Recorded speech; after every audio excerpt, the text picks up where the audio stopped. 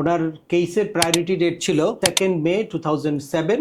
উনি document qualify হয়েছিল 17th মে 2024। Interview letter পেয়েছে 17th নভেম্বর 2025 এবং ফাইনালি ইন্টারভিউ ডেটটা দেওয়া হয়েছে 1st জানুয়ারি 2006। যে কোনো সময় আপনাদের কাছেও এই স্বপ্নের কাঙ্ক্ষিত ইন্টারভিউ লেটার চলে আসতে পারে বা আপনার কেসটা এক্সপার্ডাইট হয়ে যেতে পারে। কিভাবে অল্প সময়ে উনি ইন্টারভিউ ডেট পেল বা কি কারণে ইন্টারভিউ ডেট পেল, আপনারাও কিভাবে পেতে পারেন এত দ্রুত ইন্টারভিউ ডেট, সেটাই আলোচনা করব আজকের এই ভিডিওতে। চলুন শুরু করা যাক। তার আগে বলে নিচ্ছি, যারা আমাদের চ্যানেলে নতুন বা আমাদের চ্যানেলটি এখনো সাবস্ক্রাইব করেনি, please hit the subscribe button. আর যারা অলরেডি সাবস্ক্রাইব করেছেন তাদেরকে অসংখ্য। আপনারা অনেকেই হয়তো মনে করছেন যে এটা হয়তো IR5 বা IR1, CR1, F2A, F2B এইগুলো কোনো ক্যাটাগরি না, আপনাদের সবার পপুলার সিবলিং ক্যাটাগরি অর্থাৎ F4 ক্যাটাগরি।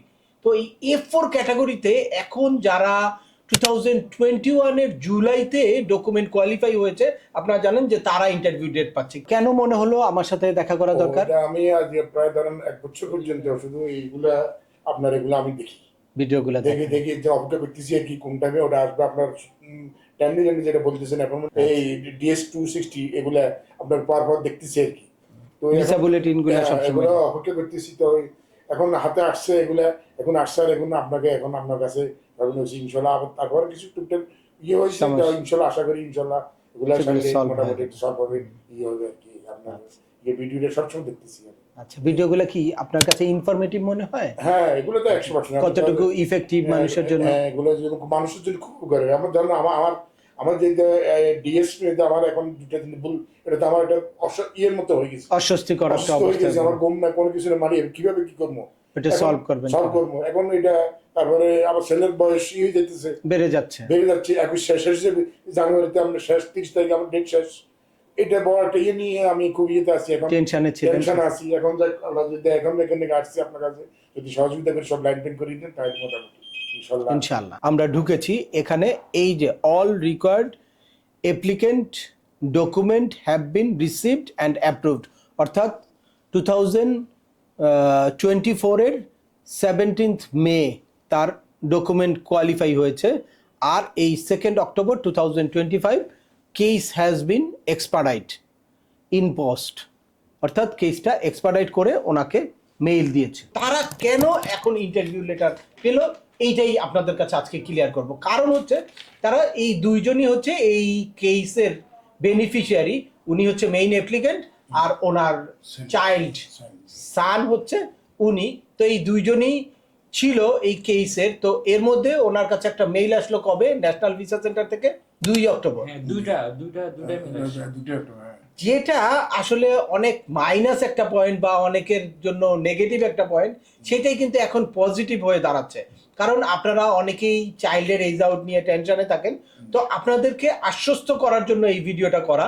তো এই যে আপনারা দেখতে পাচ্ছেন ওনার ছেলের এজ আউট হয়ে যাবে, এ কারণে ন্যাশনাল ভিসা সেন্টার কেসটাকে US এমবাসি ঢাকার কাছে পাঠিয়ে দিয়েছে এবং US এমবাসি ঢাকা তখন এই ইন্টারভিউ লেটারটা ইস্যু করছে। দেখেন ন্যাশনাল ভিসা সেন্টার যে মেইলটা পাঠিয়েছে, সেই মেইলটা হচ্ছে এই যে আপনারা দেখতে পাচ্ছেন 2nd অক্টোবর এই মেইলটা পাঠিয়েছে। এই মেইলটাতে লিখেছে, ডিয়ার হারুনুর রশিদ। হারুনুর রশিদ মানে আপনি, মানে মেইন অ্যাপ্লিকেন্টের বরাবর এই মেইলটা করেছে। Dear Harunur Rashid, our record indicate you will turn 21 years old in 120 days or less. When you turn 21 you may become ineligible. এখানে তার ছেলেকে বোঝানো হয়েছে। ডিয়ার হারুনুর রশিদ মানে কেসের মেইন অ্যাপ্লিকেন্ট দিয়েই মেইলটা করা হয়েছে, কিন্তু ওনার একটা চাইল্ড নেক্সট 120 ডেজের মধ্যে 21 এজ ক্রস করবে, দ্যাটস ওয়াই তারা এই মেইলটা দিয়েছে। when you turn 21 you may become ineligible to immigrant under F41 visa, মানে F41 ভিসার জন্য আপনি ineligible হতে পারেন। to ensure you can immigrant before the happens, the National Visa Center send your petition to US Embassy Dhaka, Bangladesh for expedite processing. The embassy will contact you soon. অর্থাৎ তারা national visa centre US এমবাসিকে কেসটা পাঠিয়ে দিয়েছে expedite করার জন্য, যাতে এই 21 plus age হয়ে গেলে কোনো কারণে আপনি ইনএলিজিবল হতে পারেন, এই জন্য তারা দ্রুত আপনার কেসটাকে পাঠিয়ে দিয়ে ঠিক সেই দিনই অর্থাৎ 2nd অক্টোবরই US এমবাসি ঢাকা তাদেরকে আরেকটা মেইল দেয়। আসলে ওনাদের স্বপ্নটা একদম হাতের মুঠায় চলে আসে যেটার কারণে ওনারা দীর্ঘদিন ধরে টেনশনে ছিল যে কি কারণে কিভাবে তারা ইন্টারভিউ ডেট পাবে, চাইল্ডের এইজ আউট হয়ে যেতে পারে বা অনেক দেরি হয়তো হবে। ওনারা নিশ্চয়ই জানে যে 2001-এ যারা ডকুমেন্ট কোয়ালিফাই হয়েছে তারা এখন ইন্টারভিউ ডেট পাচ্ছে। তো তার মধ্যে ওনাদের কাছে ইউএস এমবাসি ঢাকা থেকে একটা মেইল আসলো। এই মেইলে লেখা ছিল, the US embassy consulate general in Dhaka Bangladesh approved your request for expedite process of your immigrant visa case. The National Visa Center send your immigrant visa case to US Embassy Consulate General in Dhaka, Bangladesh for their action. The Embassy Consulate General will contact you soon, schedule a visa interview. মানে US embassy Dhaka বলতেছে যে embassy খুব শীঘ্রই আপনাকে একটা interview letter issue করবে বা interview schedule দিবে। ন্যাশনাল ভিসা সেন্টার অলরেডি আপনার কেসটা ঢাকায় পাঠিয়ে দিয়েছে, আপনার কেসটা অটো এক্সপার্ডাইট হয়ে গেছে। আপনারা কি এক্সপার্ডাইটের জন্য রিকোয়েস্ট করেছিলেন? না স্যার, কোনো রিকোয়েস্ট করেননি। That's mean national visa center auto expedite করে দিয়েছে, যেটা ইউএস এমবাসি ঢাকাও অ্যাকসেপ্ট করে নিয়েছে। এরপরে আপনারা ইন্টারভিউ লেটারটা কবে পেলেন? এরপরে আর আপনারা কোনো কিছু ব্যবস্থা নেন মানে কিছু করেনও নাই? কিছু করেননি। তার মানে এই 2 অক্টোবর যখনই ইউএস এমবাসি ঢাকা এই বিষয়টা ওনাদেরকে ইনফর্ম করলো, এরপরে ওনারা শুধু ওয়েট করেছে যে পরবর্তীতে হয়তো ইউএস এমবাসি ঢাকা যোগাযোগ করবে। এরপরেই 17ই নভেম্বর ইউএস এমবাসি তাদেরকে একটা ইন্টারভিউ শিডিউল দিয়ে মেইল করে দিয়েছে, যে এই ইন্টারভিউ ডেটটা ওনারা পেয়েছে 21 অর্থাৎ 21 জানুয়ারি 2026। তো আপনাদের যাদের কেসটা আসলে ডকুমেন্ট কোয়ালিফাই হয়ে আছে আর আপনাদের চাইল্ডের এইজ 20+ হয়ে যাওয়ার সম্ভাবনা আছে, আপনারা আপনাদের মেইলগুলো অবশ্যই চেক করবেন। যে কোনো সময় আপনাদের কাছেও এই স্বপ্নের কাঙ্ক্ষিত ইন্টারভিউ লেটার চলে আসতে পারে বা আপনার কেসটা এক্সপার্ডাইট হয়ে যেতে পারে।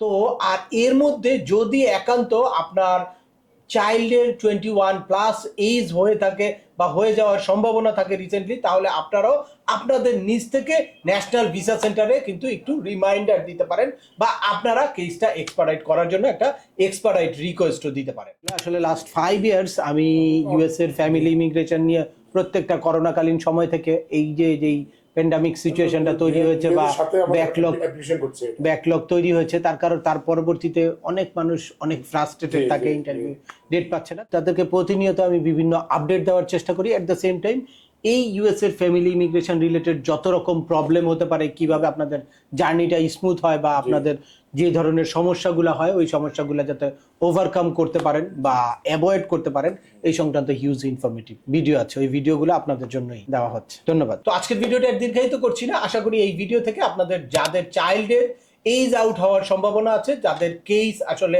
ডকুমেন্ট কোয়ালিফাই হয়ে আছে, তারা কিভাবে খুব দ্রুত ইন্টারভিউ ডেট পেতে পারেন, অটো এক্সপার্ডাইট হয়ে যেতে পারে বা অটো এক্সপার্ডাইট না হলে আপনারা নিজেরা কিভাবে ইন্টারভিউ ডেটটা দ্রুত নিতে পারেন সে ব্যাপারে একটা ক্লিয়ার ধারণা পেয়েছেন। তারপরেও আপনাদের যদি এই সংক্রান্ত কোনো রকম কোনো প্রশ্ন থাকে অবশ্যই আমাকে কমেন্টস করে জানাবেন। আর ভিডিওটি ভালো লাগলে বা তথ্যবহুল মনে হলে লাইক দিয়ে আপনার বন্ধুদের মাঝে শেয়ার করে দিবেন যাদের এই ইনফরমেশনগুলো অত্যন্ত প্রয়োজন। আবার দেখা হবে নতুন কোনো গুরুত্বপূর্ণ টপিকস নিয়ে। সে পর্যন্ত সবাই ভালো থাকবেন, সুস্থ থাকবেন এবং আমাদের চ্যানেলের সাথেই থাকবেন। আল্লাহ হাফেজ।